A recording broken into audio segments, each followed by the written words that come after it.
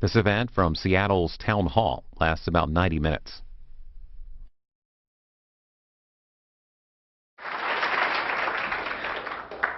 Thank you. I don't understand why there are more than 5 people here. So look, fair disclosure, I'm hoping this is a nerdy crowd because... you are my people. Because this, there's no reader's health advice here, and I'm not going to tell you how to get the best out of your doctor, and there are no kind of idle conspiracy theories about how drug companies are trying to kill us. This is a story about flaws in how we gather, synthesize, and disseminate evidence in medicine. And I think the technical flaws in that important technical process are very well documented in the medical academic professional literature, and what I'm hoping to do is share that more broadly with the public, in particular because there are several very well documented problems which we have failed as a profession to fix, and so I think we need the help more than anything else of the public, because the public aren't a sort of amorphous mass. They are people like you. They're nerds and lawyers and doctors and policy wonks and all of the rest. So we're going to talk about problems in 3 domains. We'll talk about how randomized controlled trials, which we all like to think are automatically fair tests, are in fact not all created alike, how there can be structural design flaws in the way that we run trials so that they no longer are fair tests of which treatment is best. We'll talk about marketing, although I actually find marketing a bit boring, partly because lots of other people have already talked about marketing a lot, but also because a good doctor will ignore marketing and will seek out good quality evidence from academic journals and so on. But first and most importantly, we'll talk about the problem of missing trial data, because it is medicine's unspoken dirty secret, if you like, that half of all the clinical trials that have been conducted and completed for the treatments that we use today, from our best possible estimate, have not been published, and trials with positive results are about twice as likely to be published as trials with negative results. Now, this has a huge impact on the information that we use to make informed decisions as doctors and patients about which treatment is best. But I'd like to show you how it also has an impact even earlier on in the process of developing medicines. So this is a fanzine, and a lot of you are sort of young hipsters, so you don't know what photocopiers are. But a very long time ago, in the dawn of grooviness, fanzines were like kind of photocopy magazines that you'd have for like the punk scene, or for sort of music or art or fashion. And this is the fanzine for phase 1 clinical trial participants. First in man clinical trials. So when you've just developed a new molecule, you first of all trial it in maybe 6 healthy young men to make sure that nothing horrible happens to them. And they're often, they're generally volunteers, they're often on low wages. Has anyone here ever been a phase 1 trial participant? Often postgraduate students do it for a bit of money.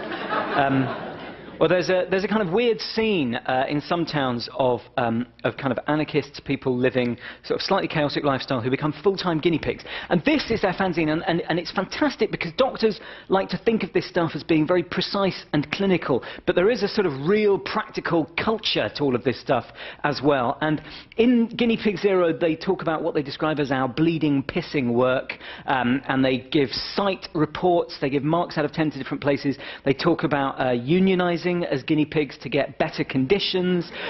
They talk about the history of phase 1 trial participants and human guinea pigs and self-experimentation, and it's fantastic stuff. And some of it is really kind of Hunter S. Thompson. The drugs are hitting the boys harder than the girls. The ephedrine's not so bad. It's like over-the-counter speed. I don't know why they did that in a Welsh accent. But, so anyway, this is the world of phase 1 clinical trials. So this chap here used to be a plumber, and he was a participant in a phase 1 clinical trial in the UK called TGN 1412, which is very well known because it went tragically wrong. So there were 6 young men, and they were all given a new biologic, and it was a whole new kind of intervention, really, very dissimilar to everything that had been tried before. And when they were first given it, everything was fine, but then suddenly, very rapidly, things began to go downhill. And they ended up on intensive care. They were intubated, they were ventilated, they were dialyzed several times over, so their whole blood was replaced, and then their peripheral circulation began to shut down, their fingers and toes went pale and dusky, and then dark, and then they went black, and then they began to fall off. And these pictures are from newspaper coverage at the time. Now, mistakes happen in medicine, and what's important is to distinguish between avoidable and unavoidable mistakes. In the UK government inquiry into what happened here, there were 2 observations made and 2 recommendations. The first observation and recommendation has since been adopted. They said, if you're giving a new intervention with a completely unpredictable mode of action, and it's very dissimilar to everything that's been tried before, it's very unpredictable what's going to happen next, then don't give it to all 6 people at once. Stagger it, do it every 3 hours, every 6 hours, maybe every 12, and you wouldn't want to go first, or I wouldn't want to go first, but I'm not participating in phase 1 clinical trials. I don't really understand how anyone can have that kind of relationship with risk. And that has been acted upon. The second recommendation has not, because it turns out that in some respects this was foreseeable. Not entirely foreseeable, but there was extra grounds for concern, because a similar intervention had been tried in just 1 person, and this had had an adverse outcome that was congruent with what we saw with TGN 1412.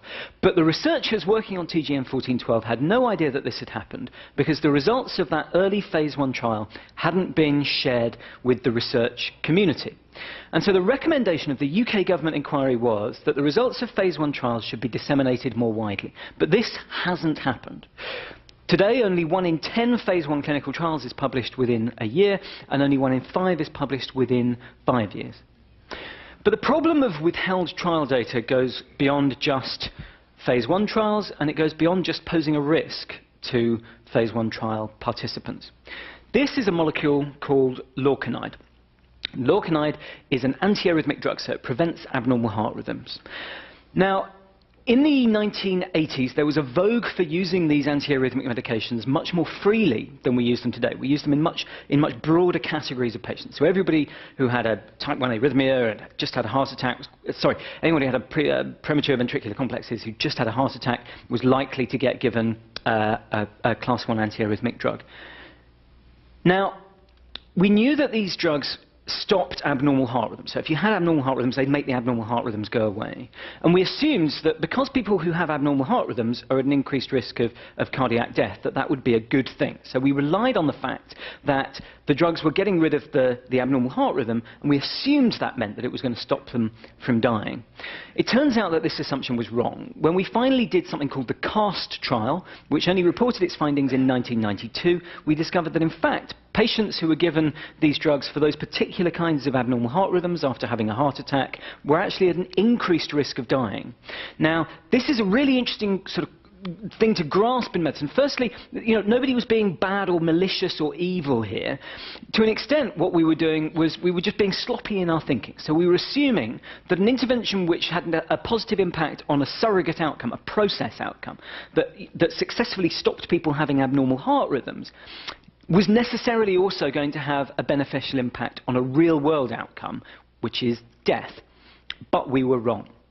And because this prescribing practice was so widespread, because heart attacks are so common, because this drug was used so frequently, it turned out that, well, some people have estimated that it caused the unnecessary or potentially avoidable deaths of around 130,000 US citizens before we gathered real-world outcome data.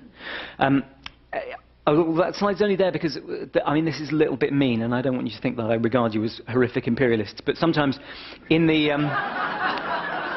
there are a couple of academic papers which say 130,000 people died as a result of this prescribing practice, which is more than died in the whole of the Vietnam War. That's actually only true if you only count deaths on the American side. Anyway. Now, again, to what extent was this foreseeable? Well, it was certainly an important wake-up call for doctors that we need to make sure that we don't rely on process outcomes, on surrogate outcomes. But interestingly, there had been an earlier study conducted in 1980, before any of this happened, which hadn't been published. And this is a remarkable paper because this is a mea culpa by a man called A.J. Cowley, writing in 1994 after the CAST trial came out, after we found out about this biblical death toll. And he says, when we carried out our study in 1980, we thought the increased death rate that occurred in the Lorcainide group was an effect of chance. So Lorcainide was a member of this class of drugs, but it wasn't one of the ones that was used in this prescribing practice in the 80s. And to be clear, he's actually being a little bit optimistic there when he said that he thought it was an effect of chance. There were 100 people in this trial, 2 groups of 50, 9 deaths in the 50 people who got Lorcainide, 1 death in the group that got a dummy placebo sugar pill. I don't know if you can do sort of proportions and confidence intervals in your head, but that's probably not an effect due to chance. Anyway, the development of Lorcainide was abandoned for that. You are a nerdy crowd, aren't you? The development of Lorcainide was abandoned for commercial reasons, and this is very common. And because it was abandoned for commercial reasons, the study was never published. So nobody knew that this had happened. And to this day, industry in particular are very keen to maintain the right to withhold the results of trials on treatments which don't come to market, and the FDA certainly won't share that information. It is now a good example of publication bias, and publication bias is the phenomenon whereby negative trials with unflattering results can go missing in action, be erased from the academic record. The results described here might have provided an early warning of trouble ahead. And just to remember, again, this understatement, by trouble ahead he means the potentially avoidable deaths of an estimated 130,000 US citizens. So is this unusual? Well, no, and it has an impact on the everyday treatments that we make, the everyday decisions that we make about treatments in medicine all of the time. Now, to understand why missing clinical trial data is so important, you kind of need to understand the very basics of evidence-based medicine, of how we use evidence as doctors in order to make decisions. And to do that, you need to understand about something called a systematic review and a meta-analysis. So a systematic review is, it's kind of embarrassing to medicine that it was invented so recently, right? Up until the 80s, if you wanted to write a book chapter for a medical textbook or a review article about the treatment of, let's say, treatment of depression in patients with physical illness who were also in hospital, you might go, okay, well, I can remember a few trials that I've read about that in the past. I'll keep my eyes open over the next 9 months until the paper's due, and whenever I come across a trial that looks relevant, I'll take a photocopy and I'll put that in the box ready for when I write my chapter. Maybe your friends would go, hey, you're writing that chapter on depression treatment in people with physical illness who are in hospital. Have you seen these trials? And so in a very kind of ad hoc, unsystematic way, much like a 19-year-old student might just sort of randomly Google and then throw an essay together, you would produce your medical textbook article that would then become canonical and the definitive story about treatment, even though it was vulnerable to all kinds of cognitive biases, unconscious biases, but also perhaps even to kind of deliberate cherry-picking if you had a kind of favourite idea about what you thought was the right answer. So in the 1980s, people finally got a grip on the idea that this wasn't quite right. And we invented something called a systematic review. And a systematic review is a piece of science about how you look for science. So you describe exactly how you search for your evidence. So you say what databases you go to. You say exactly what search terms you type in. You say what filters you use to try and identify randomized trials. You also, as well as randomized controlled trials, you type in trial and placebo kontrolliert, or whatever the German is for randomized controlled trials. And then you would get the most systematic and complete summary of all of the evidence that could possibly be drawn together. Then you'd extract all of the numbers from that, from the main effect size of what the treatment actually did. You put that all in one table, in one big spreadsheet, and you do something called a meta-analysis, where you just add all the numbers together. And what you get is something called a forest plot. And a forest plot looks like this. And this is the logo of the Cochrane collaboration, which is a global, non-profit academic collaboration of about 14,000 academics who run around producing systematic reviews and meta-analyses, gold standard summaries that are used by doctors worldwide to make treatment decisions. Now, would you like me to explain what a forest plot does and how it works? No. Somebody says no. But, okay. Right.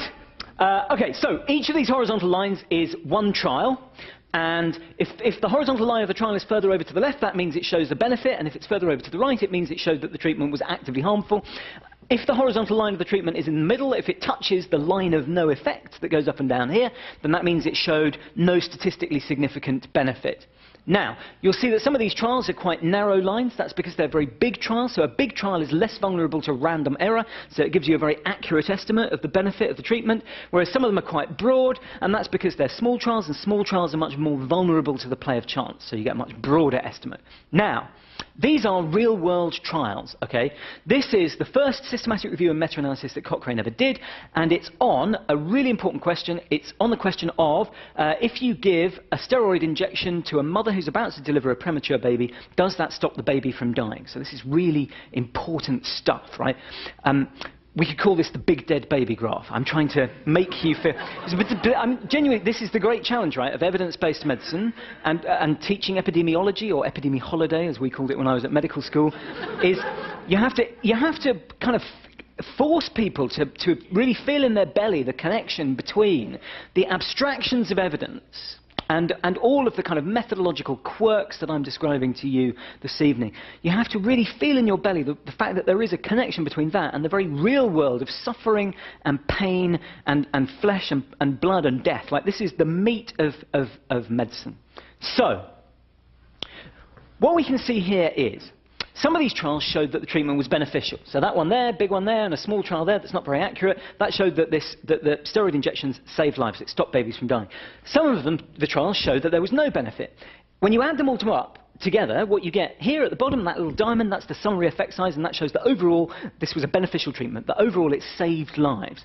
Now, why this matters, okay, is all of these trials existed for many, many years. And even though, if you added them all up together, this stuff was effective, this stuff saved lives, there were many, many doctors who didn't use steroids when mothers were about to deliver premature babies.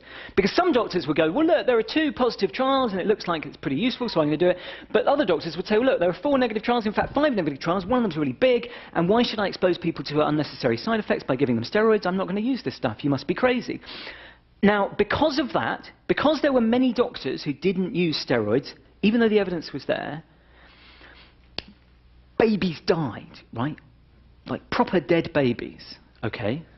And babies died not because we didn't have the evidence, because we had all of these trials. Babies died because doctors at that stage weren't savvy enough to realize the importance of synthesizing the evidence that we have together in one place to get the right answer, right? And I think that's extraordinary, that this flaw in what we might have to call the information architecture of evidence-based medicine meant that babies died. We had the information, but we didn't bring it together in a way that meant that we could make informed decisions. Now, you all get the importance of evidence synthesis now, because I've shouted at you about dead babies. So, this whole project, right, of bringing together all of the evidence in one place to get the best, closest, most accurate estimate we can of the benefits and risks of a treatment, this breaks if we don't have all of the evidence. If some of the negative trials are missing, then we get an exaggerated impression of the treatment. So we might go, we might say, well, look, you know, you're getting horrible side effects, but this stuff's really, really effective, so you must stay on it. If the very positive trials happen to be missing, then it would attenuate the apparent benefit, and we would miss out on using a treatment. So we have to have all of the studies, okay? But we know that that's not what happens. And we can demonstrate that trials have gone missing in action, that negative studies have been withheld in 2 different ways. You can do it with stories, which is the sort of traditional way of communicating about science to a lay audience, or you can do it with statistics, which is my own aggressive invention because I'm very tired and I'm going to punish you. So, this is a funnel plot, and a funnel plot is a very clever way of spotting if small negative trials have gone missing in action. And it relies on a very interesting and clever phenomenon, which is, okay, firstly, it's easier for a small trial to disappear than for a massive multi-center randomized controlled trial that's been conducted in 30 different hospitals in 10 different countries, employing 180 different people with a total cost of $20 million for what I hope are obvious reasons, right? So, small trials, easier for those to be brushed under the carpet than big trials. Now, this funnel plot, each of these dots is one trial, okay? If a dot's further over here, it means it showed that the intervention was beneficial. If it's over here, it means it showed that the intervention did harm. And if it's in the middle, it's kind of normal.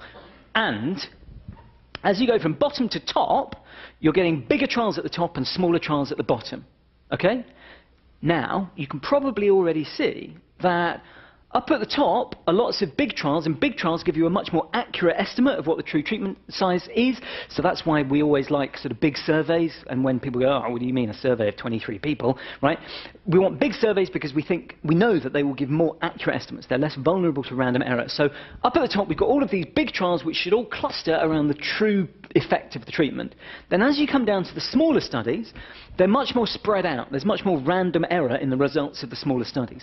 Over here to the right, you've got spuriously positive ones, just purely from the play of chance, then some in the middle, and then some spuriously negative ones, again, just purely from the play of chance. Now, if there is publication bias in a field, that means that negative studies will be missing from this picture. But it won't be the big ones, it'll be the smaller ones. And so, there will be dots missing from this graph. And where will they be missing? There is a small pantomime component to this talk. Will they be missing here? No. Will they be missing here? No. Will they be missing here? Interesting. Okay, so this is a funnel plot. And you can see here, up here at the top, where we'd expect to see all the big studies clustering around the true answer. They seem to be up there.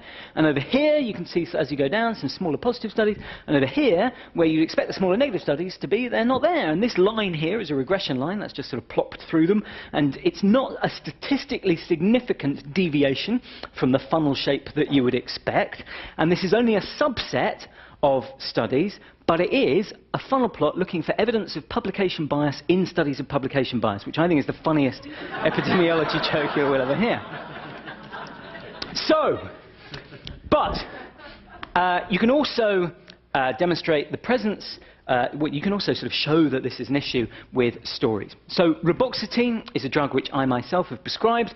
I prescribed it because it had quite an unusual mode of action, and if patients don't get better on one particular treatment, then it might be a good idea to try something that has a completely different mode of action, and it's perhaps more likely that they will respond.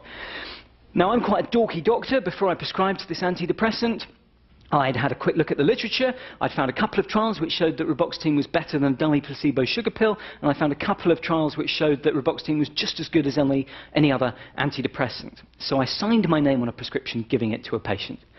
In 2010, a paper was published in the British Medical Journal by a group of researchers working at IQWiG, which is the German kind of government cost-effectiveness agency.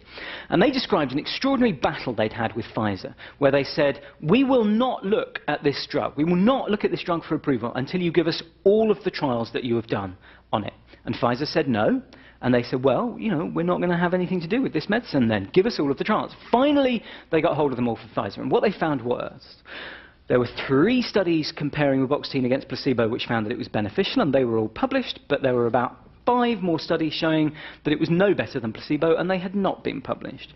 They found that there were 2 trials showing it was just as good as any other antidepressant, and they had been published, but data was collected in 3 times as many patients, showing that it was showing that it was worse than other antidepressants, and those had not been published. Now, I, as a doctor, as a consequence of this, feel misled, right? Because I did everything that you're supposed to do before I prescribed this medicine to my patient. I read the data, I made an informed decision, I critically appraised the trials, I concluded that they were well designed, and yet I was still overall misled. When you add up all of the data, depending on how you do it, reboxetine is either, by some people's estimates, completely useless, and if it has no benefit, then it only exposes people to side effects. At best, it is shavingly marginally beneficial, but that's not enough, and this is a really important thing that we have to grasp here, right? Because I'm not saying that there are lots of drugs on the market which are actively harmful. I think that's actually quite unusual. But the real problem that we have when half of the evidence is censored from the medical literature, the real problem we have is that we don't know which treatment is best. And when you get an inferior treatment, even if it does do something, you are being deprived of a truly effective treatment. You're being deprived of a better treatment. And that is genuine harm, okay? And this is a really difficult thing for people, especially in industry, to grasp, right? You know, so most treatments in medicine we have to be sort of humble and recognise don't do a huge amount of good, but that's no bad thing. So your chances of dying as a middle-aged man have roughly halved over the past 3 or 4 decades, not because of any single epoch-making breakthrough, but because of a gradual accumulation of a whole bunch of different risks and benefits. Now, let's say there's one treatment which will save 8 lives out of 100 and one treatment which will save 6 lives out of 100. If you can get people to use the treatment, which will only save 6 lives out of 100, then you will sort of award yourself a point because you've given people what you believe is an effective treatment. But if they're using that because you've made it look as if it's better than the one that would actually save 8 lives out of 100 through a combination of selective publication, bad trial design and aggressive marketing, then the overall net effect is we're down 2 lives out of 100, right? And I think the really difficult thing here is that we've kind of got this failure of ambition where we haven't noticed that that's not a particularly awesome outcome, right? And that's a really important nuance, because I'm not some loony who's running around saying, stop taking your pills, they're all going to kill you. What I'm saying is that the flaws in the information architecture of evidence-based medicine are such that we cannot be certain that what we think is best is necessarily the best. So, it's okay, we've got the room till like 11 tonight. Is the reboxetine story unusual? Well, it turns out that the answer is no. As I said, the best currently available evidence comes from a systematic review, so there's no opportunity for cherry picking here. This is a summary, a systematic summary of all the studies that have ever been done looking for evidence of publication bias, published in 2010. It's current, and it shows that on average, around half of the trials that are conducted and completed don't go on to get published, and that trials with positive results are about twice as likely to be published as trials with negative results. To give you an illustration of the kind of research that that comes from, so if you want to find out if trials have simply disappeared without looking at whether they had positive results or negative results, what you need is a list of trials which you know have been conducted and completed. So you can get that in all kinds of different ways. For example, you could go to a local IRB, a local ethics committee, and you could get a list of all the trials that have been approved to be conducted in a hospital or an area or a university or a clinic or whatever, and then go and follow them up and see if they've been published or not.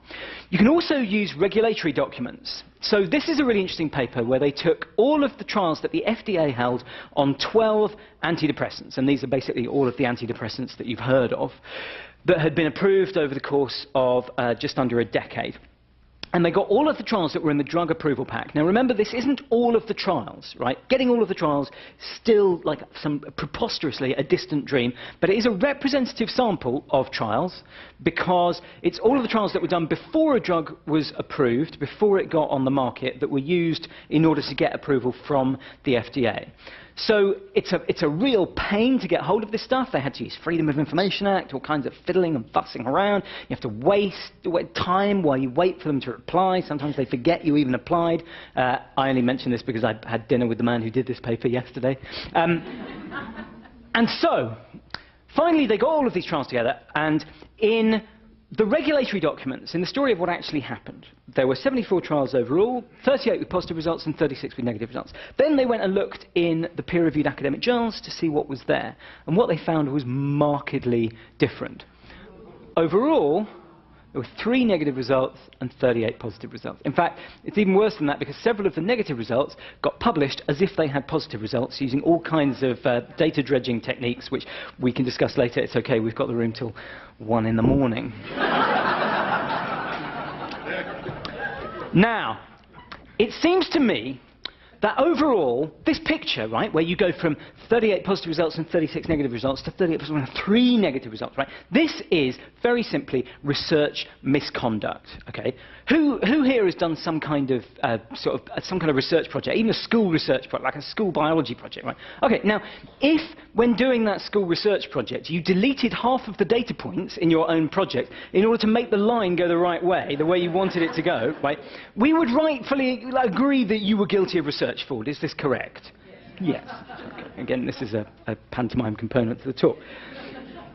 So, what I find fascinating is that we have this strange cultural blind spot in medicine and academia, where for some reason it's considered acceptable that whole studies with negative results go missing in action, even though we know that when that happens, the overall impact on the overall apparent effect size of the treatment, which is what we use to make real-world decisions in the real world of flesh and blood and suffering and pain and death, right? When whole trials are deleted from that record, for some reason we don't regard that as research misconduct. And almost no medical or academic professional bodies around the world have got it in their code of conduct. It's a very, very strange oversight. And again, we've got the room till like 3. You know, this isn't a story about sort of, you know, idle and obvious malevolence from people trying to make money, right? This is about, it's flaws in the information architecture of evidence-based medicine, but it's flaws in the culture of medicine, and it's problems which we've known about for 30 years in the case of publication bias, and failed to fix. In fact, worse than that, we have a series of fake fixes which have lulled people into a false sense of security. So, I'll tell you about 2. You must be very excited that you've come out, and when you could be off sort of having sex or dancing, whatever it is that you do these days, in Seattle, shoot grunge stars. Instead, you're listening to me talk to you about the International Committee of Medical Journal Editors' 2005 edict, in which they said, we will never again publish a clinical trial in our journals unless it's been posted on a publicly accessible register. And this was a really interesting sort of moment in the history of medicine, right? Because they said, OK, we've got this carrot. Everybody who does a trial, if it gets a positive result, if they want to publish it, they want to publish it in the most glamorous academic journal they can find, because they want to get it in a high-impact factor journal. It looks really good on your CV. So, therefore, if we have that carrot, if we are the editors of the medical journals, then we can tell people that you are not allowed to publish in our journals unless you've registered your trial beforehand. And if we force everybody to post the existence of their trials on a publicly accessible trials register, then that doesn't necessarily get us access to the results, but at least it creates the opportunity for an audit trail where we can see what's been conducted and completed, and then we can go, well, hey, look, you've published half of this stuff, but where's the other half? So at least we've got a chance of spotting the missing data. So everybody said, this is fantastic, everything's been fixed. I was on a radio debate in the UK up against a man called Vincent Lawton, who was the UK head of Merck, and then on the executive board of the MHRA, the Medicines and Healthcare Regulatory Authority, and he said, oh, this is all rubbish what this guy's saying, this has all been fixed, the medical journal editors won't publish anything unless it's been properly registered. And then before you get the chance to go, but there's a paper in the... and it's the end of the debate. But, since we have this room till 4 in the morning, I can tell you... We only have parking until 4 in the morning. Is that... So that's the hard... So 4 is the hard line. That joke's over now. I've shot it.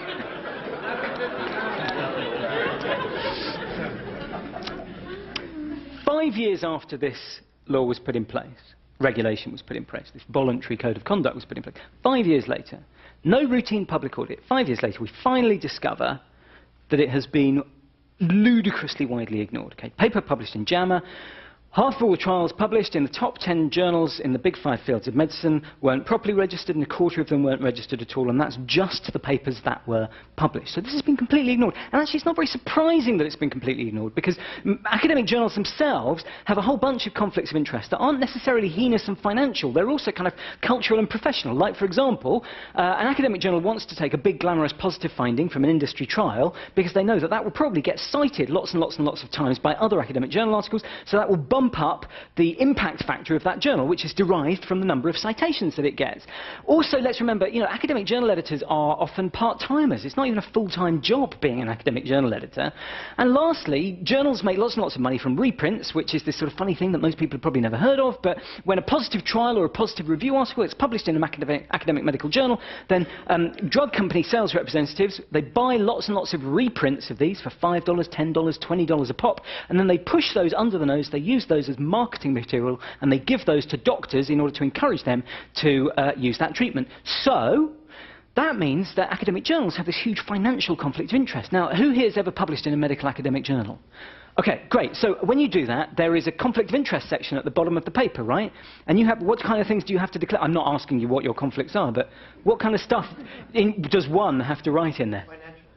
Yeah, financial above all. So things like, you know, how much money you've had for giving talks, whether you've had free conference travel, whether they funded any of your research and all of this stuff. So here's what I find interesting, right? Last year, I published with some colleagues a paper in the British Medical Journal where we just went to the big 5 journals in the world and we said, hey, look, could you tell us for these trials how many reprint orders you got? And they said, no, that's confidential information, right? Apart from the British Medical Journal and the Lancet, all the others refused. New England Journal wouldn't give it to us, JAMA wouldn't give it to us, AIM wouldn't give it to us. Now, I'll tell you what I find interesting about this, right? They are abstemious. They are perfectionists, right, about making sure that you give a clear declaration of all of your conflicts of interest when you publish in their journals. And yet, when we asked them a simple, direct question, could you just let us know how much money you got for selling reprints of these trials? Because we're interested in the conflict of interest in the whole process of the synthesis and dissemination of evidence, which is like really important. Then suddenly that's confidential. Just interesting. Anyway, so the second fake fix is something called the FDA Amendment Act 2007. And that law said you have to post the results of any clinical trial that's got at least one site in the US or is used as part of a marketing approval. You have to publish its results within 1 year of completion to a website called clinicaltrials.gov. And if you fail to do that, there's a $10,000 a day fine. Now, that sounds like a lot. A $10,000 a day fine will probably be a bit of a struggle for most of you. I mean, I'm not judging, I'm just saying. But $3.5 million a year actually is a bit of a parking ticket if you're a big organisation that's got a blockbuster drug that's making a couple of $1 billion. Now, no routine audit, again. When one was finally conducted and published in the British Medical Journal in 2012, just last year, the rate of compliance was genuinely astonishing. The rate of compliance with this law, which everybody said, oh, this has all been fixed. I don't know why you're still talking about publication bias, they said. This has all been fixed because everybody knows that now you have to post everything within 1 year to clinicaltrials.gov. The rate of compliance with this law was 22%, right?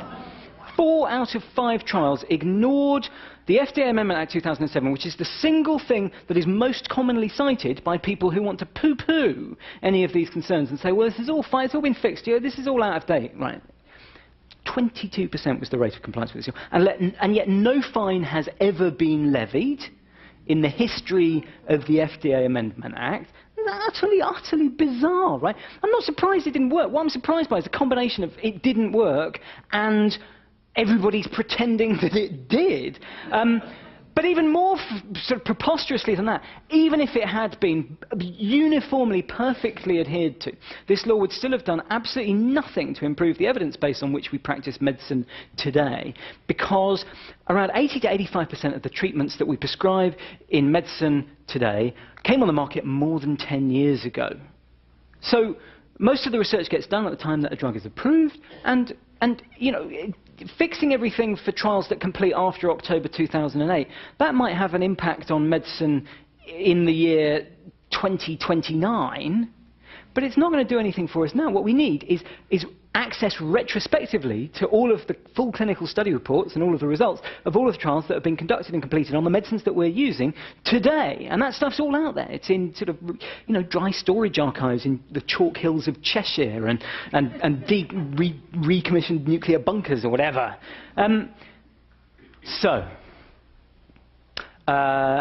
This is a very long and detailed story about the European Medical Agency, which I'm not going to tell you. Except I will show you that. Only because I know, like, sometimes you can get so embedded in a set of problems that that you sort of start to lose your orientation and your sense of what's normal. And when I was doing the book, I sort of kept having to go, am I right to think this is really bad? And, my wife or my friends would just go, yes! Right?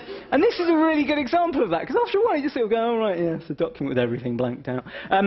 So this was sent by the European Medicines Agency in response to researchers who were saying, look, we're a bit worried about these weight loss drugs. We know that half-full trials tend not to get published. We'd really like to try and get hold of this stuff. Could you tell us, what you hold on it? And they sent this. And you just think, if a room full of people, just everyday people from all walks of life, at the moment that they see that, they spontaneously laugh, right? Then what was going through their heads when they stuffed it in the envelope? Like, were they laughing when they put it in the envelope to post it? Did anyone think, God, this is a bit weird, isn't it? My job's gone a bit funny lately. It's a strange business. Now, so this is relevant and interesting because you can now, the European Medicines Agency will now give you full clinical study reports on that they hold on request, and they invite you to kind of award them a point for this, as if they gave this freely and fabulously out of the glory of their own generosity. But the reality is they did it in response to one of the most damning findings of maladministration by the European Ombudsman that people who work in Europe have ever seen. I mean, the European Medicines Agency, they said, would sort of fail to give a coherent or even consistent account of why they were withholding this information. It's an extraordinary episode, but we apparently we have to stop at 4, according to this lady. So, 'cause that's when the car park changes over. Okay, so very, very finally, just to sort of final nail in the coffin of the fantasists who pretend that this stuff's all been fixed. Oh, by the way, the European Medicines Agency giving you clinical study reports doesn't really fix anything very much for medicine today, because they only hold clinical study reports for the things that they approve, and they've only been approving things for the very last few years. And again, you know, it's no good if we get the full evidence picture for the treatments that have come online in the last 4 years. We need the stuff in 2002, 1998, 1992, and so on. Finally, Tamiflu. So Tamiflu is a drug which governments around the world have spent billions of dollars on stockpiling, and we've stockpiled it in the belief that it reduces the rate of complications of influenza infection. Complications is a medical euphemism for pneumonia and death. It's, you know, you don't want to talk about death all day, so you use phrases like complications. Now, astonishingly, we still don't have all the evidence on whether it actually does that. And Cochrane, the international non-profit academic body of 14,000 academics around the world who produce gold standard summaries which are used by doctors and patients to make informed decisions about which treatment works best, they were asked by the British and Australian government in 2008 to update the review on Tamiflu, and they got in touch, and actually, no, we really don't have time for that distraction, and I blame you, actually. No, really, seriously, we're like a fifth of the way through.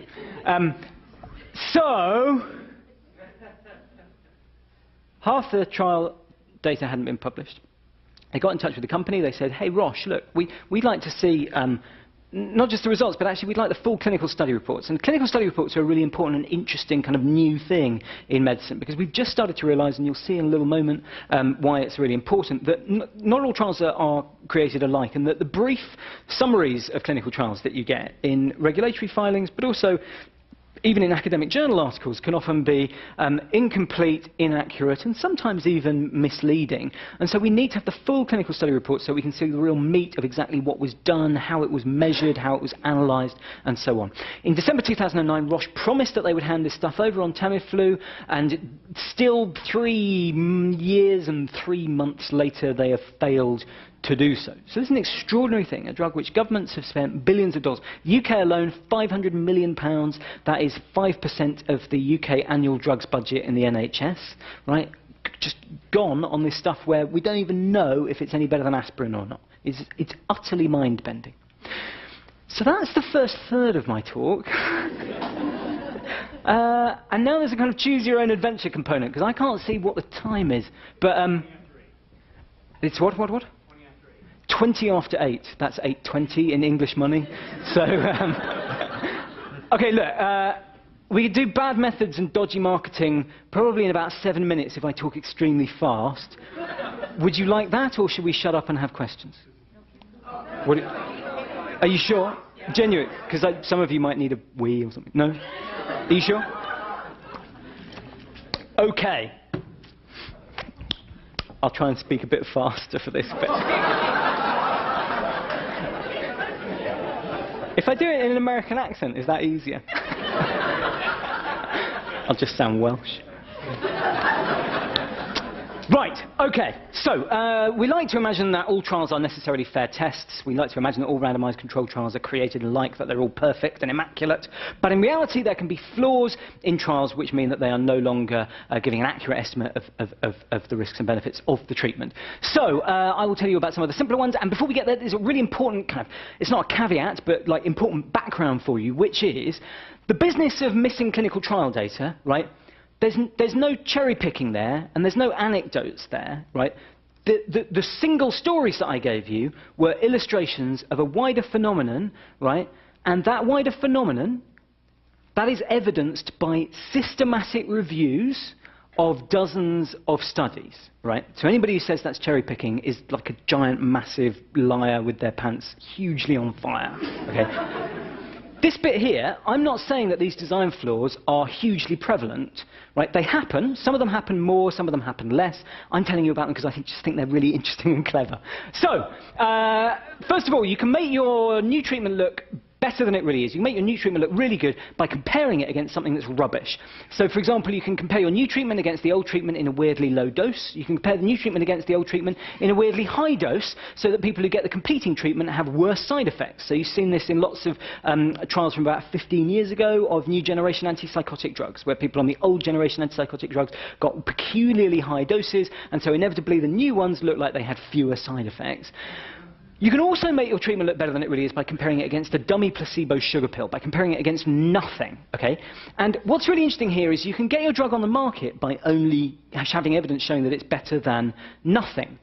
Now, that doesn't mean that people will necessarily use it, but it's important to go through this to sort of get over the fantasy that some people have, that all trials are brilliantly designed and that every drug that is approved for use is worth using. Because as a doctor and as a patient, you're not really interested in the abstract scientific question of, is this treatment better than nothing? You're interested in, is this treatment better than the treatment we already have right now? Because that's the decision that you're trying to make. And yet, paper in the New England Journal of Medicine, 2011, looked at every single drug that was approved by the FDA from 2000 to 2010. 30% of those had only been compared against a placebo when they were approved onto the market, even though there was a currently available effective treatment for those conditions. So it's widespread, this phenomenon of getting onto the market with nothing better than placebo. Next, okay, so you roughly get this game. You have to guess where the ball is. Okay, you put down $1. If you guess where the ball is, you get $3 back, yeah? How many cups are you allowed to look under in this game? 1. Okay, if you look under 2 cups, then you're a cheat, and I'm not going to give you $3 anymore. And yet, we tolerate exactly this in clinical trial design, okay? So, for example, let's say I'm running a trial of a new antidepressant. So I'm not just going to measure, like, do you get better in one way. If I'm measuring whether people have got better on an antidepressant, I might go, well, I'm going to measure the Beck Depression Inventory, and there's an anxiety and depression subscale of that. I'm going to use the Hamilton Anxiety and Depression Scales as well, and that's also got an anxiety and depression subscale. And then I'm also going to use an activity of daily living scale, and maybe a general health questionnaire with marks out of 10, and maybe I'm going to use a back to work scale and a general health questionnaire. And before you know it, I've got up to 12 different things that I'm measuring. If I measure 12 different things in a study, right, and I allow myself to say that if any one of them shows a statistically significant benefit at the end of the study, with a cutoff of p equals 0.05, then that means the treatment caused it and the treatment was a success, right? Then I'm an idiot. If you measure 12 different things and your cutoff is 0.05, then you have a 50-50 chance, even if it's just statistical noise in the data, you have a 50-50 chance of finding a benefit even when there's nothing happening there at all. And this is preposterously common. And also, more than anything else, it gives the lie to the notion that academic journals are somehow the gatekeepers of wisdom, because academic journals commonly pass trials through where the primary outcome in the protocol that was done before the trial began is completely different to the primary outcome in the published paper. And it's utterly, utterly absurd. Actually, anyone who's ever published a journal article knows, like, the to and fro with the peer reviewers, it's often like really tedious, fiddly stuff about some throwaway comment in the discussion section. And you're an idiot if you take the discussion section in an academic paper seriously anyway. It's like the comment pages in the news, right? But you know, people obsess over that stuff, and yet they fail to catch the most basic things. Did you switch the primary outcome between the protocol? Oh, I weep. Next. Okay, so you can run a trial in freakish ideal patients. Okay? Now, this is a really interesting one, because, again, it shows that there are sort of flaws and vulnerabilities in the whole fabric of how we run medicine that make us vulnerable to this stuff. We've made trials, to my mind, inappropriately expensive. We've made them this sort of peculiar exception in medicine, and we've covered them in administrative red tape. And because there's a unit cost per patient in running trials, trials are often run in very small populations. Because they're run in small populations, people are desperate to do everything they can to ramp up their chances of finding a benefit. And one way you can do that is by testing your drug in an ideal patient population. So, for example, you might trial your drug in people who are younger, healthier, much more likely to get better, people who are on no other drugs, people with no other medical problems, and then you've got a much greater chance of showing a benefit. But then, once you've done this test in this perfect population, I'm left as a doctor going, well, are the results of this trial in this perfect population really applicable to my population, consisting of a lady in her 70s with a little bit of renal failure who's on 4 other medications with 3 other diagnoses. How do I know that this drug that works in this perfect patient population is actually working here? I love this paper because it feels a little bit sort of passive-aggressive. It's just so preposterous, the scale of the disparity between the world of the trials and the reality. So this is, there are 5.5 million people in the UK with asthma, right? Asthma is a common problem. Okay, not difficult to find people with asthma. And what they did was they took 179 patients from family doctors in the UK who had asthma and whose treatment was being managed in accordance with the current best practice guidelines. Now, best practice guidelines in medicine, the kind of treatment pathways, decision trees that people use, are informed by clinical trials. So they said, OK, we've got 179 real-world patients who are being treated in accordance with the results of these trials. Let's see what proportion of them would have been eligible to participate in just a couple of these trials. The answer was 6%. 6%! Right? It's not difficult to find people with asthma to do trials on, and yet trials are being conducted in these impossibly rarefied populations. We don't have time for this, but it's great. It's on page 172 of the book. Next. Okay, so lastly, just as we sort of go into marketing, seeding trials are absolutely fantastic and just sort of awesomely heinous. You have to sort of salute the heinousness, the heinosity. This is your word. I don't know. A seeding trial is, all right, let's say you've got your migraine drug approved and you want to do a trial in a real-world population of 2,000 patients. Now, migraine, is that a common problem or is it a very rare problem in medicine? It's common. Yeah. So, in a neurology outpatients, you probably get maybe, well, in every neurology outpatients in the country, how many migraine cases are they going to see in a year, do you reckon? Hundreds? Maybe 1,000? Like a ton? Like, this is bread and butter, right? So, you want to recruit 2,000 migraine patients. Every time you have an extra site in your trial, an extra location, you have to go through all of this good clinical practice training and all this fiddling and fuss and site visits and getting everybody up to speed on all kinds of different codes of conduct and all that sort of stuff. So the rational way to design your trial, if you want to get 2,000 patients, is maybe 4 sites, each recruiting 500 patients. Yeah? Or something around that. So what do we think when we see a trial that recruits 2 patients in each of 1,000 sites, let's say, right? And this is a seeding trial. And seeding trials are fantastic because you dare not say, just because you see a peculiar pattern of recruitment, you'd be a very brave person to say, I think that's a seeding trial. Because somebody could very easily go, no, this is libelous and horrible and awful and defamatory what you're saying. This is we're just recruiting very broadly from the population. We want to spread the risk and, right? It's probably nonsense, but you can only show that something's definitely a seeding trial if you have access to leaked court documents. So that's what we have for various of the most well-documented seeding trials.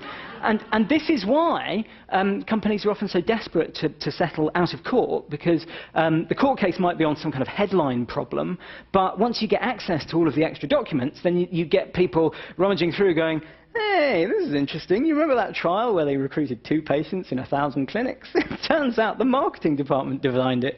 So the idea of a seeding trial is not primarily to find out what treatment does, it's to get large numbers of doctors familiar with prescribing it. It's to seed the use of the trial. And the thing that I love so much about this is also to just sort of imagine, it's just to imagine the doctors maybe boasting, kind of going, oh yeah, you should try a new Renalatil, because I'm a co-investigator on the trial. We're having a lot of really good results. And you think, you are a dupe, you embarrassing human being.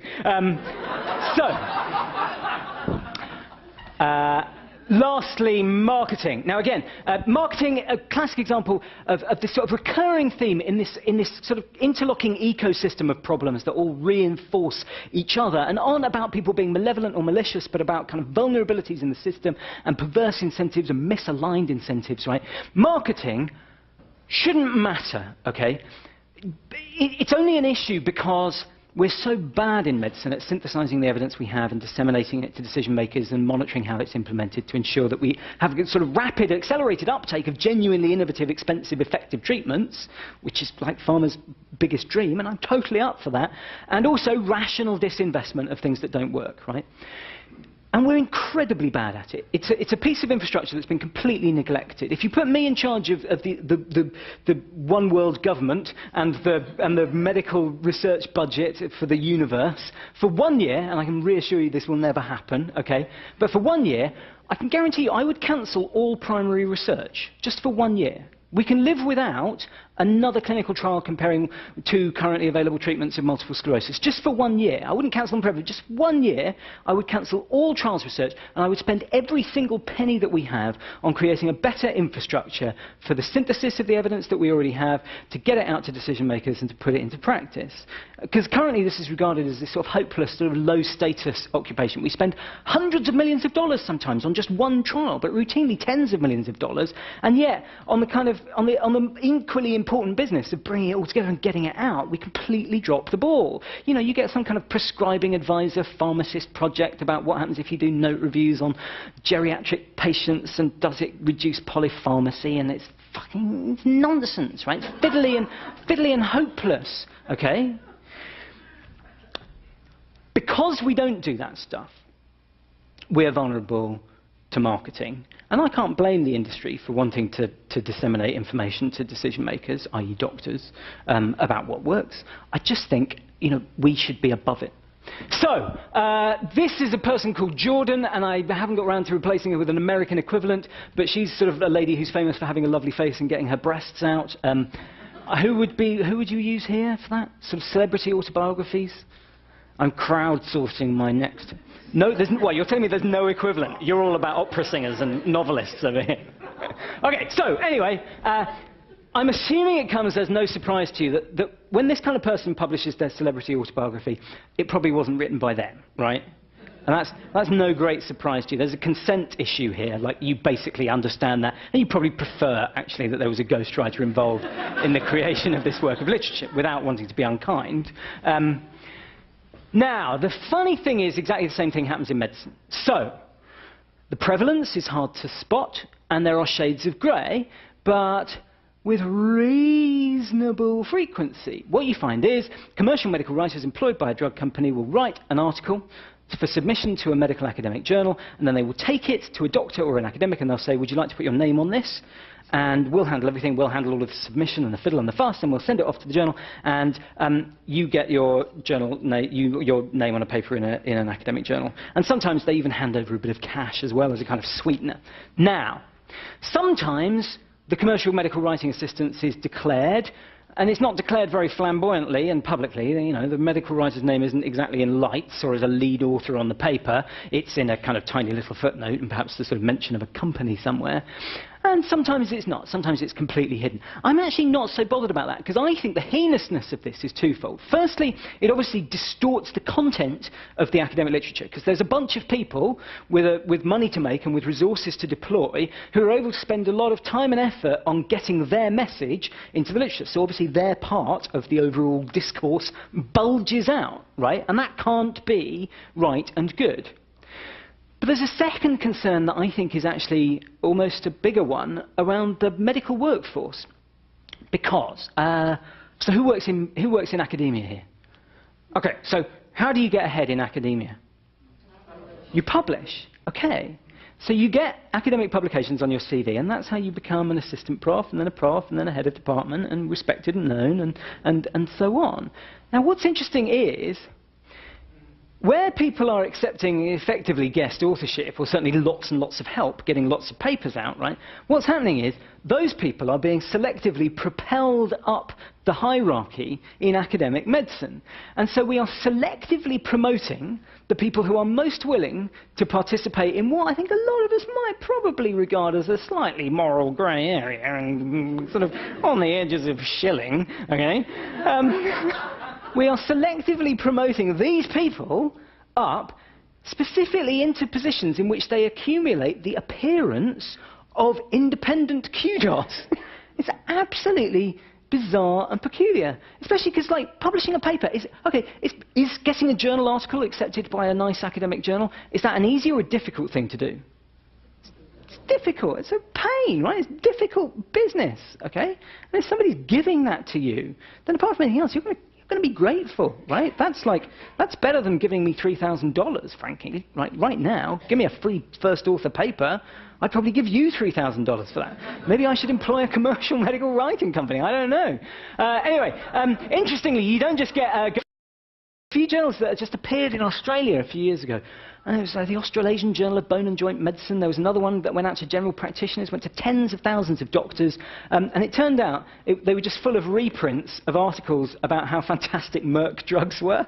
And the only reason that I put this picture up is that the bloke who's in charge of Elsevier there, when it came out, he went, "Oh, these weren't presented as academic journals. This is what an academic journal looks like." Anyway, it's terrible. It's ridiculous.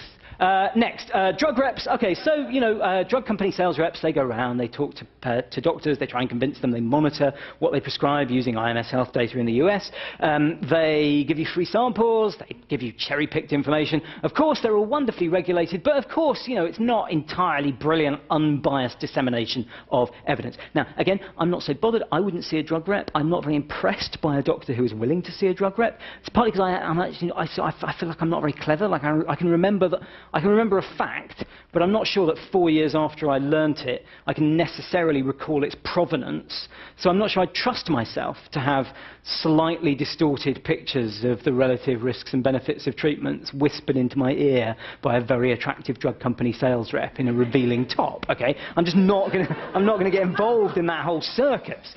But also worth bearing in mind, and again, this comes from a systematic review by Jeff Sperling, published in 2011 in PLOS Medicine, summarising 58 studies.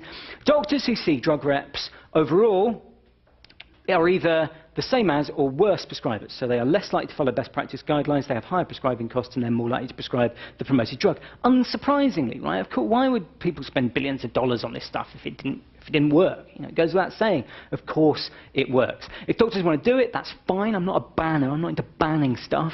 But we should be able to talk about it. And we should be saying to doctors who see drug reps, are you sure that's really...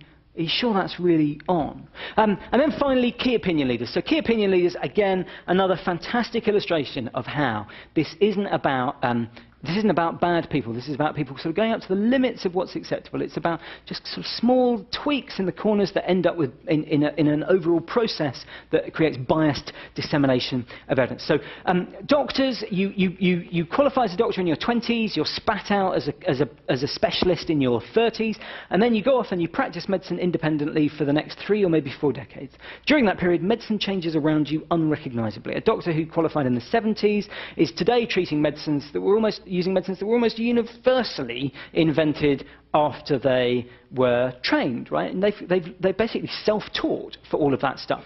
Now, doctors aren't very keen on paying for unbiased, independent academic education. The state, obviously, isn't very keen. I'm not sure I think they should be, but the state, obviously isn't going to pay for this stuff.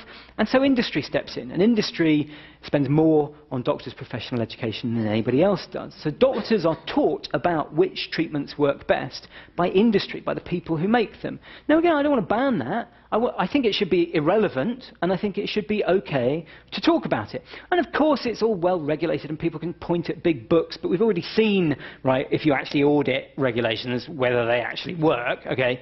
But, of course, and the evidence shows when you send mystery shoppers along to sponsored educational seminars, of course it's biased. A little bit. It's not outright lies. It's a little bit biased. And it's not outright lies and it's not corrupt people. So that's the really interesting thing to grasp. And sort of the last thing I want to tell you about, just to sort of understand the moral framework in which all of this has happened, okay? Let's say there are 3 doctors. These are hospitals, right? They look like hospitals. They've got the sort of... Pill Hill. Awesome. Okay, so, up on Pill Hill, I would guess, let's say there'll be one rheumatology clinic where there are 3 doctors, and let's say 2 of them reckon that for one particular problem there are some generic drugs which are pretty cheap and perfectly good, just as good as the current branded ones. But there'll be one doctor who will have a genuine belief based on a completely rational and entirely defensible and reasonable reading of the literature. That one doctor will say, well, look, actually I think that this particular one single branded drug, I think it's better, right? Just because of mechanism of action or something, you know, entirely legitimate, a genuine belief that one particular drug is better. Not corrupt, just that's what he genuinely thinks, okay? So then the local drug company sales reps will identify that doctor who likes their drug, and they will literally give that doctor a platform and a microphone. And their message will be amplified to the medical community. So they'll get a few $100s for teaching some local doctors, they'll maybe get 1,000 for teaching specialists further afield, maybe a few thousand for going to conferences in nice golfing resorts, and perhaps even teaching people internationally on these educational programs. Now, that doctor hasn't changed their view for money, and the rep has just gone, well, look, you know, there's a person who genuinely loves our drug, and all we've done is, like, you know, we think he's a charismatic person. We're going to shepherd him around and help him just share his message. We're not telling this person what. Actually, a lot of the time they do make the slides themselves. But anyway, you know, we're trying to be nice here, okay? So it's not necessary that people are bad and evil. You know, I don't, you know, with very, very few exceptions, right? I draw the line when people deny the existence of problems, right? I draw the line when people say, when they elicit sort of lurid and colourful denunciations of people like me who are just going, oh, look, here's a systematic review on this problem. And they go, oh, you're a cherry-picking conspiracy theorist. It's not cherry-picking, it's a systematic review. You know, I draw the line when people say, these real problems, just shut up. You're not allowed to talk about them. Okay?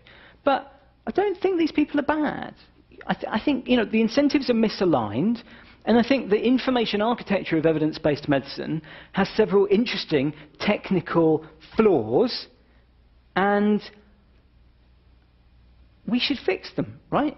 Like, we should fix the vulnerabilities in the system, with the frailties in the system that leave it open to exploitation and manipulation. We should force people to publish all clinical trials for all the treatments that are currently in use. It's deranged that we don't.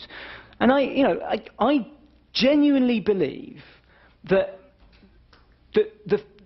the people of the future, the doctors of the future, will look back on this era of medicine. They'll look back on the way that we tolerate half of all clinical trials going missing in action. In the same way that we look back on medieval bloodletting doctors. They will look back and they will go, what, you know, you spent hundreds of millions of dollars on producing these carefully designed clinical trials designed to detect often very, very modest differences between one treatment and the other. And then, after doing that several times over, you completely throw the baby out by letting half of them go unpublished. No, and you knew this was a problem. You knew this was a problem for decades, and you do nothing about it. And they will be unable to believe how stupid we are. Thank you very much.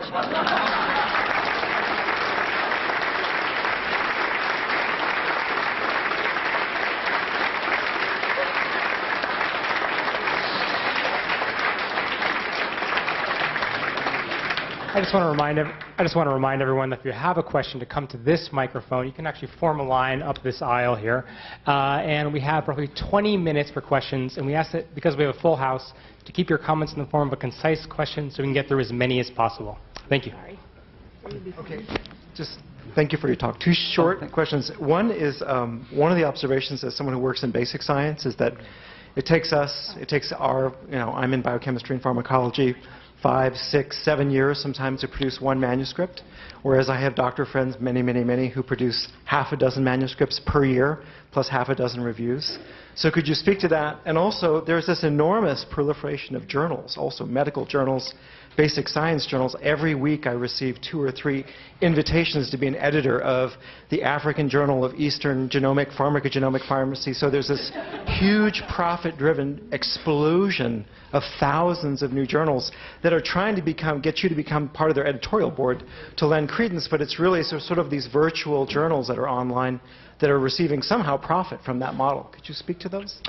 So, I mean, the issue of shonky journals, I think, is an interesting and difficult and kind of different one. The thing that I find really interesting is the extent to which, you know, the entire information architecture of evidence-based medicine is this kind of ad hoc, sort of ecosystem that's evolved on the basis of legacy systems that are demonstrably outdated. The volume of papers being published today in tens of thousands of journals, millions of manuscripts every year, clearly requires a systematic approach. And yet this has been put at an incredibly low priority. You know, the very fact that we report the findings of clinical trials, which are basically all identical experiments, right? All clinical trials are pretty much the same, except intervention A and intervention B are a bit different, and the outcome you're measuring is a bit different. But basically every trial is pretty much the same experiment. And instead of forcing people to report them in a kind of structured data format, like Consort are trying to get going, we let people write them up in 6-page essays, like it's 1876. I mean, it's utterly bizarre. So I think, you know, the problems that you describe about information overload are just a sort of a part of a microcosm of the macro cock-up of how we haven't thought carefully enough about the infrastructure of scientific data. You know, we need to be doing research about research, and we need to be building frameworks instead of just piling this stuff up in rooms. It's bizarre. Hey. Hi there. Thank you very much for coming to talk with us, first off. But no one out there can see your eyebrows. Sorry, carry on. This is... It's like usually you have to relay the question. I just wanted to relay my joy. This is a little bit of a jump-off point from what we just talked about. But I mean, in the mid-2000s or so, there were a few bioethicists who were talking about bringing the NIH as an actual the administrator for all clinical trials, and having all funding, having all approvals, and eventually basically having all results come out of the NIH, as opposed to have this clinical trial, this head-to-head, this phase 4, so on and so forth. Any feedback on actual implementation of results that we might be able to achieve in the next 5 years or so to have more transparency? Okay, so remember, firstly, you know, the problem of incomplete dissemination, the problem of publication bias, it happens in academia too. Independent academic research, very frequently negative results go missing in action. So I wouldn't hold them up as the kind of white knights, the awesome hope. A lot of people have this sort of various different sort of fantastical notions of how we could fix this that involve things like nationalizing the pharmaceutical industry, which I know you weren't suggesting, or making all research kind of centrally administered by putting all the money into a big pot and then some central neutral body does it. I'm not sure that that's necessary, because I'm not sure we've tried the real basic stuff yet, right? Like, for missing clinical trial results, we haven't really tried asking even very carefully. So we've got clinicaltrials.gov, but nobody has yet been told off for not handing it over. And actually, we weren't even asking for very much. I mean, when you look at trial registers, it's this extraordinary non-overlapping or partially overlapping patchwork around the world of incomplete lists of trials. Nowhere is anyone saying, okay, we need a list of all the trials that have ever been conducted on all the treatments that we're using right now. So clinicaltrials.gov is all trials that had at least one site in the US or that were used as part of a marketing approval for the last few years. European Clinical Trials Register, which was held entirely in secret, by the way, until March 2011. So there's this unique paradox of a transparency tool whose entire contents are secret. European Clinical Trials Register is all trials conducted and completed in Europe since 2004. Well, that's not what it should be, right? The European Medicines Agency should be running the European Clinical Trials Register as a complete list of all the trials that have ever been done on all the medicines that are prescribed in Europe. And that's what I think the public would obviously expect us to be doing, right? It's as obvious that we should be doing that as it's obvious to you that blacked out document is laughable, right? And so before we get to centralizing the entire research process, which is billions and billions and billions of dollars, and it's going to be a massive political upheaval to get anyone to consent to that, we could try, like, forcing people to report studies appropriately and forcing them to report them all. And the European Medicines Agency should be saying to companies, oh, great, well done, you've got a marketing approval. We've got the European Clinical Trials Register. That's a list of all the trials that have ever been done on any use, licensed or unlicensed, of any treatment that's on the market. Here are the forms. Can you just jot down all of the trials and we'll just pop them up on the site? And we haven't tried that. It's this spectacular and bizarre absence of ambition where somehow we think it's okay to just say, can you tell us about all the trials that you're starting from now, but only the ones in, don't worry about Brazil, Russia, and India and China. Don't worry about the trials you're doing there, even though we know that that's a market that's growing by a third a year. You know, don't worry about that. Just tell us about the ones you're doing in Europe. It's hopeless. So, yeah, I'd try asking and fixing the current model before I tried to completely turn everything upside down. But, I mean, if that fails, I'll be with you on the barricades with the stun gun, you know. Hi. This is probably a smaller part of the problem, but I wonder if anyone reviews the Cochrane reviewers. In particular, I don't know if you're familiar with Dr. Tom Jefferson, who has these very outspoken anti-flu, vaccine anti-flu as a hazard views, went on a Gary Knowles radio show, which is equivalent to George Norrie and Coast to Coast, if anybody's familiar with that one. I've seen stuff he's written where he compares the analysis of flu vaccine effectiveness, but then he compares it to the side effects that were not in the analysis, but just numbers that he pulls out. And I've seen things where he said that the review, in the data it shows a mild effect, and in his summary it shows no effect. I mean, that was the wording. And I'm just wondering if you're familiar with this guy, or if we can, how do we keep Cochrane reviewers in check? So I do know Tom Jefferson, and I don't know anything about the flu vaccine story, but I think he's a pretty good guy. He's also the person who did the Tamiflu review. And any Cochrane review article, like any piece of science, you can comment on. And actually, you can comment on Cochrane review articles more easily than you can get a letter in a peer-reviewed academic journal.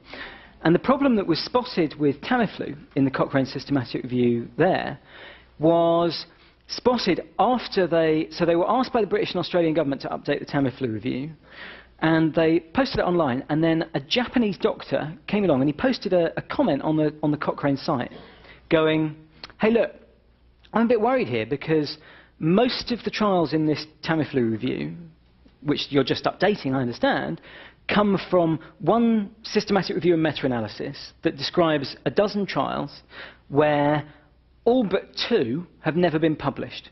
And I think that's weird, because Cochrane reviews normally you'd expect people to carefully and critically appraise the literature instead of just relying on a very brief summary in a systematic review that was done by somebody else and then sort of putting those numbers into your own review.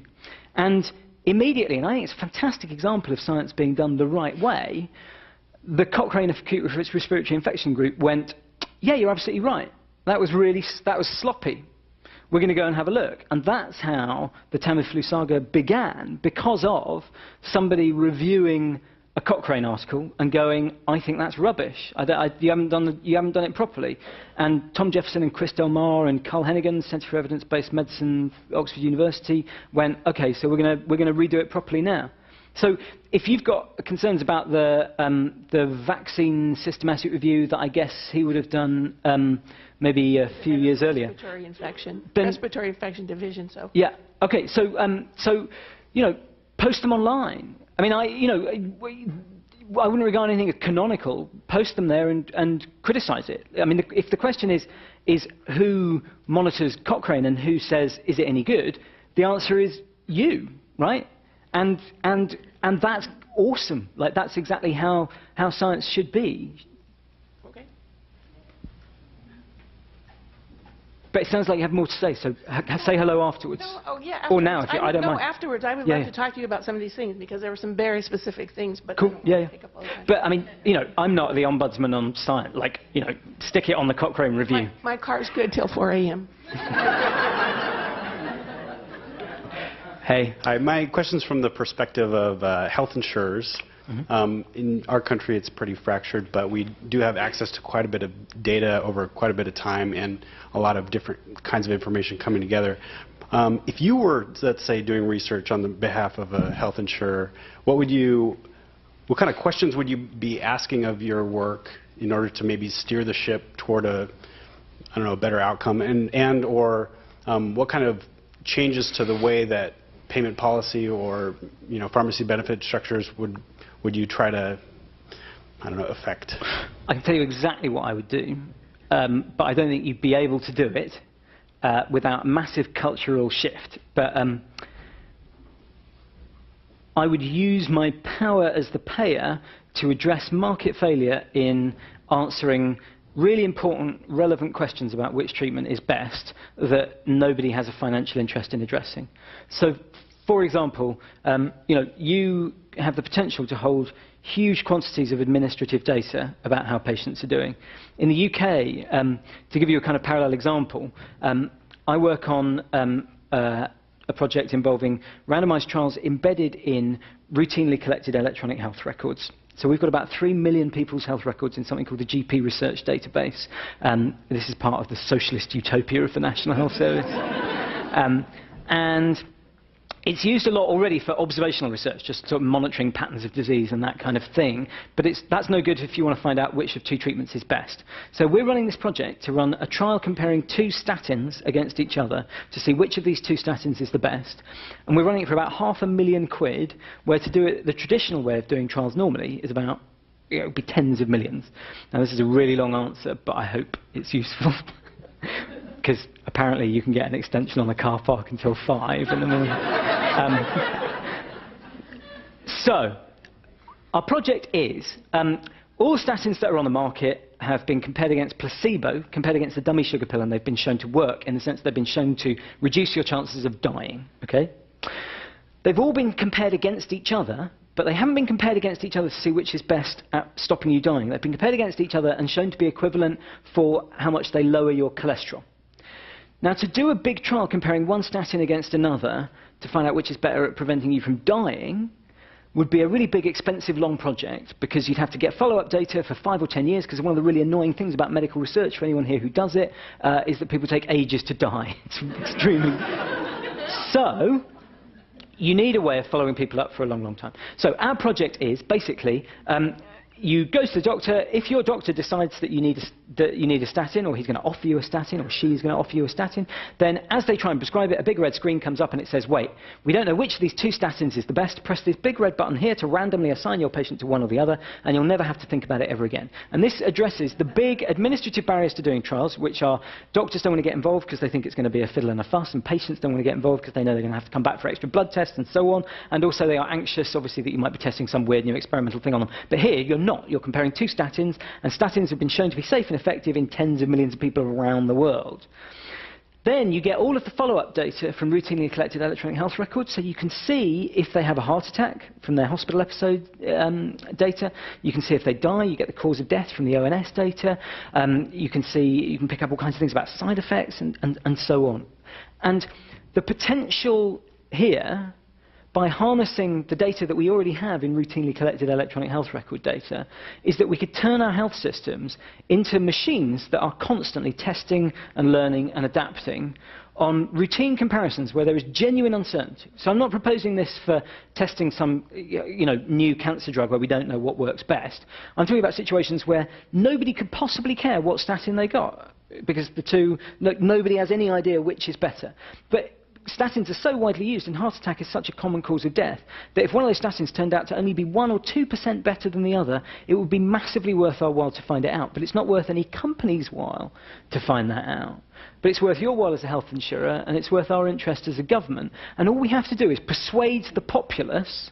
All we have to do is persuade the population that it's an okay thing to do. And we have to find a way of having doctors who have the humility to say to their patients, I don't know which of these 2 treatments is the best. And that also requires that we hold the line, because if there's one shonky doctor who says, oh, those guys are fools, I know which one's best for you, look at my cheesy smile, right? Then that doctor blows the whole game. But actually, when I say the information architecture of evidence-based medicine is broken, and it should have been the title of the book, except it's really not very catchy, another example of how we fail, and there's a whole chapter on this in the book, by the way, another example of how we fail is that we're not constantly identifying uncertainty and then resolving it as the people who so you've got all this data, and you've got the power, and actually states, like we could say, any new treatment that's just been approved for use that's really expensive, where there's not currently any data to show whether it's better or worse than currently available treatments, you can only get it by agreeing to be randomized into a trial. You could do that. You could say, hey, you want to get this new treatment? We genuinely don't know if it works. We're not being stingy. We actually don't know if it works. So the right thing to do here is to minimize the amount of time where we continue to not know, during which, arbitrarily, some people will be given a treatment which will subsequently turn out to be less effective. Like, let's find that out as soon as possible, without harming anybody. Could you do that? Well, no.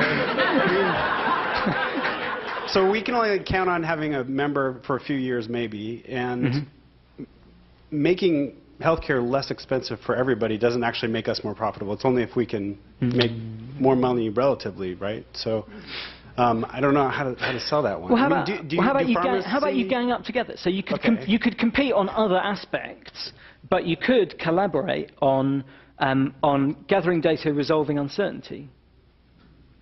I guess what I was asking was more like, are there like report cards for pharmaceutical manufacturers as far as like how dodgy they are? Yeah, how dodgy they are, and can we like do our payment scales based on how dodgy they are, and try to like?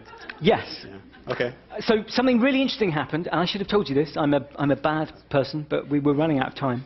Do I look like a man who's sneakily doing no, but shh? Actually, we do have to move on to the signing at this moment, unfortunately. But just one thing. Okay. But I want to remind everyone that Ben will be available to sign books just on the table to the right here after the talk. All right. Okay, look, after the book came out in the UK a little while ago, and lots of nice things happened. So she's a GP who's now an MP, and this is what happens if I put a suit on. And we went to visit the health minister, and he said, yes, we agree that missing trial data is a problem. We got letters in the Times, and we got editorials in academic journals, and the Health Select Committee in Parliament said this is a problem, and the Public Accounts Committee are looking at, and the Science and Technology Select Committee having a special inquiry into this problem, and European MPs doing something about it. And then we decided we needed a proper campaign, so we set up a campaign at alltrials.net. Anyone can sign. It's now up to 30,000 signatures, and it's also supported now increasingly by the Great and the Good in Medicine, Cochrane, Medical Research Council, the Wellcome Trust, PLOS Medicine, all these people, but also over 80 patient groups. And if you're a member of any professional body, the National Physicians Alliance have signed up. Anyone at all, write them, make them sign our thing. And last week, GlaxoSmithKline signed up. GSK, one of the biggest drug companies in the world, which is extraordinary, really. And in answer to your question, I think this is really interesting because we're now in a situation where you might possibly say, okay, there are two treatments, we don't know which is best, right? The apparent benefits of the two are equivalent, but one of them's made by a company who said, we're giving you everything. One of them's made by a company who's not willing to say that. I think actually, once you've got a situation where there is an imbalance of how much transparency there is, doctors and payers might find themselves starting to say, do you know what? If they're both apparently equivalent, but one of these people hasn't made a commitment to share all of the evidence that they've got, then I'm going to use the one from the person. And that's really important because that gives us money, right? That's money for transparency, and that's what fixes it. Thank you very much. Are you interested in being do it every 3 hours, every 6 hours, maybe every 12, and you wouldn't want to go first, or I wouldn't want to go first, but I'm not participating in phase 1 clinical trials. I don't really understand how anyone can have that kind of relationship with risk. And that has been acted upon. The second recommendation has not, because it turns out that in some respects this was foreseeable. Not entirely foreseeable, but there was extra grounds for concern because a similar intervention had been tried in just one person. And this had had an adverse outcome that was congruent with what we saw with TGN 1412. But the researchers working on TGN 1412 had no idea that this had happened because the results of that early phase 1 trial hadn't been shared with the research community. And so the recommendation of the UK government inquiry was that the results of phase 1 trials should be disseminated more widely. But this hasn't happened. Today, only 1 in 10 phase 1 clinical trials is published within a year, and only 1 in 5 is published within 5 years. But the problem of withheld trial data goes beyond just phase 1 trials, and it goes beyond just posing a risk to phase 1 trial participants. This is a molecule called lorcainide. Lorcainide is an antiarrhythmic drug, so it prevents abnormal heart rhythms. Now, In the 1980s, there was a vogue for using these antiarrhythmic medications much more freely than we use them today. We use them in much broader categories of patients. So everybody who had a type 1 arrhythmia and just had a heart attack, anyone who had a premature ventricular complexes who just had a heart attack was likely to get given a class 1 antiarrhythmic drug. Now, we knew that these drugs stopped abnormal heart rhythms. So if you had abnormal heart rhythms, they'd make the abnormal heart rhythms go away. And we assumed that because people who have abnormal heart rhythms are at an increased risk of cardiac death, that would be a good thing. So we relied on the fact that the drugs were getting rid of the abnormal heart rhythm, and we assumed that meant that it was going to stop them from dying. It turns out that this assumption was wrong. When we finally did something called the CAST trial, which only reported its findings in 1992, we discovered that in fact patients who were given these drugs for those particular kinds of abnormal heart rhythms after having a heart attack were actually at an increased risk of dying. Now, this is a really interesting sort of thing to grasp in medicine. Firstly, nobody was being bad or malicious or evil here. To an extent, what we were doing was we were just being sloppy in our thinking. So we were assuming that an intervention which had a positive impact on a surrogate outcome, a process outcome, that successfully stopped people having abnormal heart rhythms, was necessarily also going to have a beneficial impact on a real-world outcome, which is death. But we were wrong. And because this prescribing practice was so widespread, because missing clinical trial data is so important, you kind of need to understand the very basics of evidence-based medicine, of how we use evidence as doctors in order to make decisions. And to do that, you need to understand about something called a systematic review and a meta-analysis. So a systematic review is it's kind of embarrassing to medicine that it was invented so recently, right? Up until the 80s, if you wanted to write a book chapter for a medical textbook or a review article about the treatment of, let's say, treatment of depression in patients with physical illness who were also in hospital, you might go, okay, well, I can remember a few trials that I've read about that in the past. I'll keep my eyes open over the next 9 months until the paper's due, and whenever I come across a trial that looks relevant, I'll take a photocopy and I'll put that in the box ready for when I write my chapter. Maybe your friends would go, hey, you're writing that chapter on depression treatment in people with physical illness who are in hospital. Have you seen these trials? And so in a very kind of ad hoc, unsystematic way, much like a 19-year-old student might just sort of randomly Google and then throw an essay together, you would produce your medical textbook article that would then become canonical and the definitive story about treatment, even though it was vulnerable to all kinds of cognitive biases, unconscious biases, but also perhaps even to kind of deliberate cherry-picking if you had a kind of favourite idea about what you thought was the right answer. So in the 1980s, people finally got a grip on the idea that this wasn't quite right. And we invented something called a systematic review. And a systematic review is a piece of science about how you look for science. So you describe exactly how you search for your evidence. So you say what databases you go to. You say exactly what search terms you type in. You say what filters you use to try and identify randomized trials. You also, as well as randomized controlled trials, you type in trial and placebo controlliert, or whatever the German is for randomized controlled trials. And then you would get the most systematic and complete summary of all of the evidence that could possibly be drawn together. Then you'd extract all of the numbers from that, from the main effect size of what the treatment actually did. You put that all in one table, in one big spreadsheet, and you do something called a meta-analysis, where you just add all the numbers together. And what you get is something called a forest plot. And a forest plot looks like this. And this is the logo of the Cochrane collaboration, which is a global, non-profit academic collaboration of about 14,000 academics who run around producing systematic reviews and meta-analyses, gold standard summaries that are used by doctors worldwide to make treatment decisions. Now, would you like me to explain what a forest plot does and how it works? No. Somebody says no. But, okay. Right. Okay, so each of these horizontal lines is one trial. And if the horizontal line of the trial is further over to the left, that means it shows the benefit. And if it's further over to the right, it means it showed that the treatment was actively harmful. If the horizontal line of the treatment is in the middle, if heart attacks are so common because this drug was used so frequently, it turned out that, well, some people have estimated that it caused the unnecessary or potentially avoidable deaths of around 130,000 US citizens before we gathered real-world outcome data. That slide's only there because, I mean, this is a little bit mean, and I don't want you to think that I regard you as horrific imperialists, but sometimes in the... there are a couple of academic papers which say 130,000 people died as a result of this prescribing practice, which is more than died in the whole of the Vietnam War. That's actually only true if you only count deaths on the American side. Anyway. Now, again, to what extent was this foreseeable? Well, it was certainly an important wake-up call for doctors that we need to make sure that we don't rely on process outcomes, on surrogate outcomes. But interestingly, there had been an earlier study conducted in 1980, before any of this happened, which hadn't been published. And this is a remarkable paper because this is a mea culpa by a man called A.J. Cowley, writing in 1994, after the CAST trial came out, after we found out about this biblical death toll. And he says, when we carried out our study in 1980, we thought the increased death rate that occurred in the lorcainide group was an effect of chance. So lorcainide was a member of this class of drugs, but it wasn't one of the ones that was used in this prescribing practice in the 80s.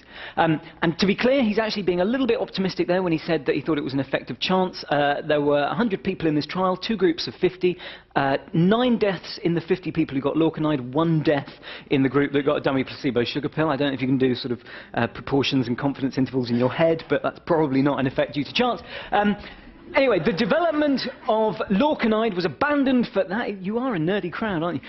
The development of lorcainide was abandoned for commercial reasons, and this is very common, and because it was abandoned for commercial reasons, the study was never published, so nobody knew that this had happened. And to this day, industry in particular are very keen to maintain the right to withhold the results of trials on treatments which don't come to market, and the FDA certainly won't share that information.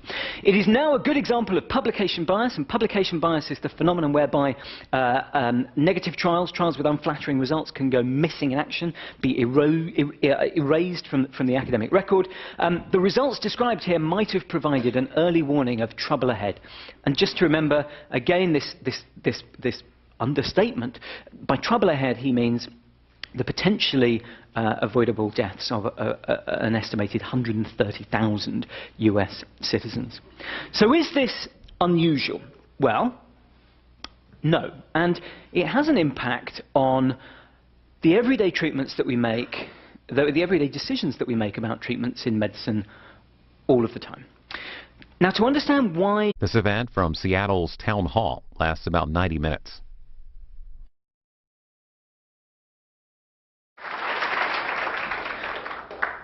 Thank you. I don't understand why there are more than 5 people here. So look, fair disclosure, I'm hoping this is a nerdy crowd because... you are my people. Because this, there's no reader's health advice here, and I'm not going to tell you how to get the best out of your doctor, and there are no kind of idle conspiracy theories about how drug companies are trying to kill us. This is a story about flaws in how we gather, synthesize, and disseminate evidence in medicine. And I think the technical flaws in that important technical process are very well documented in the medical academic professional literature, and what I'm hoping to do is share that more broadly with the public, in particular because there are several very well documented problems which we have failed as a profession to fix, and so I think we need the help more than anything else of the public, because the public aren't a sort of amorphous mass. They are people like you. They're nerds and lawyers and doctors and policy wonks and all of the rest. So we're going to talk about problems in 3 domains. We'll talk about how randomized controlled trials, which we all like to think are automatically fair tests, are in fact not all created alike, how there can be structural design flaws in the way that we run trials so that they no longer are fair tests of which treatment is best. We'll talk about marketing, although I actually find marketing a bit boring, partly because lots of other people have already talked about marketing a lot, but also because a good doctor will ignore marketing and will seek out good quality evidence from academic journals and so on. But first and most importantly, we'll talk about the problem of missing trial data, because it is medicine's unspoken dirty secret, if you like, that half of all the clinical trials that have been conducted and completed for the treatments that we use today, from our best possible estimate, have not been published, and trials with positive results are about twice as likely to be published as trials with negative results. Now, this has a huge impact on the information that we use to make informed decisions as doctors and patients about which treatment is best. But I'd like to show you how it also has an impact even earlier on in the process of developing medicines. So this is a fanzine, and a lot of you are sort of young hipsters, so you don't know what photocopiers are. But a very long time ago, in the dawn of grooviness, fanzines were like kind of photocopy magazines that you'd have for like the punk scene, or for sort of music or art or fashion. And this is the fanzine for phase 1 clinical trial participants. First-in-man clinical trials. So when you've just developed a new molecule, you first of all trial it in maybe 6 healthy young men to make sure that nothing horrible happens to them. And they're often, they're generally volunteers, they're often on low wages. Has anyone here ever been a phase 1 trial participant? Often postgraduate students do it for a bit of money. Well, there's a kind of weird scene in some towns of kind of anarchists, people living sort of slightly chaotic lifestyle who become full-time guinea pigs. And this is their fanzine, and it's fantastic because doctors like to think of this stuff as being very precise and clinical, but there is a sort of real practical culture to all of this stuff as well. And in Guinea Pig Zero, they talk about what they describe as our bleeding, pissing work, and they give site reports, they give marks out of 10 to different places. They talk about unionizing as guinea pigs to get better conditions. They talk about the history of phase 1 trial participants and human guinea pigs and self-experimentation, and it's fantastic stuff. And some of it is really kind of Hunter S. Thompson. The drugs are hitting the boys harder than the girls. The ephedrine's not so bad. It's like over-the-counter speed. I don't know why they did that in a Welsh accent. But, so anyway, this is the world of phase 1 clinical trials. So this chap here used to be a plumber, and he was a participant in a phase 1 clinical trial in the UK called TGN 1412, which is very well known because it went tragically wrong. So there were 6 young men, and they were all given a new biologic, and it was a whole new kind of intervention, really, very dissimilar to everything that had been tried before. And when they were first given it, everything was fine, but then suddenly, very rapidly, things began to go downhill. And they ended up on intensive care. They were intubated, they were ventilated, they were dialyzed several times over, so their whole blood was replaced, and then their peripheral circulation began to shut down, their fingers and toes went pale and dusky, and then dark, and then they went black, and then they began to fall off. And these pictures are from newspaper coverage at the time. Now, mistakes happen in medicine, and what's important is to distinguish between avoidable and unavoidable mistakes. In the UK government inquiry into what happened here, there were 2 observations made and 2 recommendations. The first observation and recommendation has since been adopted. They said, if you're giving a new intervention with a completely unpredictable mode of action, and it's very dissimilar to everything that's been tried before, it's very unpredictable what's going to happen next, then don't give it to all 6 people at once. Stagger